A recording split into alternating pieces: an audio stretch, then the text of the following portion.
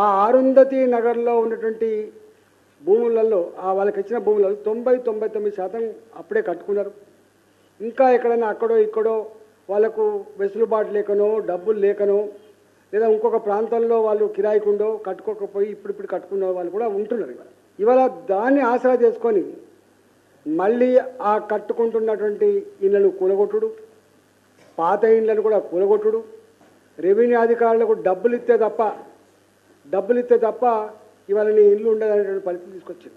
అసలు రేవంత్ రెడ్డి గారికి పరిపాలన పట్టు ఉన్నట్టా లేనట్టా, మంత్రులు పని చేస్తున్నట్టా లేనట్టా, అసలు మంత్రుల ఆదేశాల మేరకు అధికారులు పనిచేస్తున్నారా, అధికారులే యథేచ్ఛగా బ్రోకర్ లేక మారిపోయి అధికారులే యథేచ్ఛగా డబ్బులకు ఆశపడి పేదల జీవితాలతో చెలగాట మారుతున్నారా, ఇవాళ అర్థం కాని పరిస్థితి. ఆ ప్రజలందరూ నిన్నగాక మొన్న నారికి వచ్చింది, ఏడ్చుకుంటూ వచ్చి అయ్యా ఇది అరుంధతి నగర్, మా దగ్గర ఇన్ని కాగితాలు ఉన్నాయి, మధ్యలో కేసీఆర్ వచ్చినప్పుడు కూడా కొంతమంది జీవో నంబర్ 58, 59 కింద మేము కొంత చేసుకున్నాం, మాయంబడి పడ్డారు, మా ఉసురు తీసుకుంటారని చెప్పి వాళ్ళు వచ్చి ఏడిస్తే నేను పోయినా.